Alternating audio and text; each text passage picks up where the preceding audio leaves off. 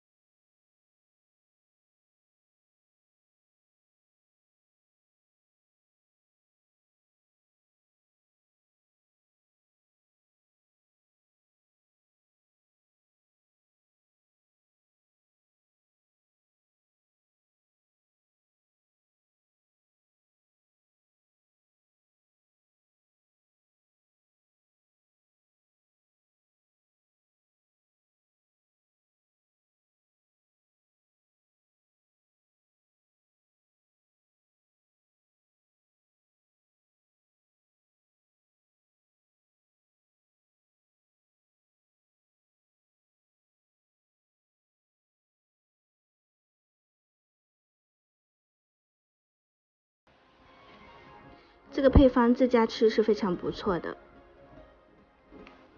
电饼铛预热，放入月饼，盖上盖子焖2到3分钟。准备一个笨蛋黄，加入少许的水，给它稀释成蛋黄水。底部烙到有焦黄的感觉，垫上油纸，表面刷上蛋黄液，盖上盖子焖5分钟。再翻面，再烙5分钟。这个月饼的做法用平底锅、电饼铛都可以做，只需要我们全程用小火慢慢的烙制，烙到表皮有点发硬，再盖上盖子焖3分钟即可出锅。今天的红豆沙月饼就做好了，密封储存2到3天，回油饼皮变软，口味会更好。喜欢大家可以试一下，我们下期再见。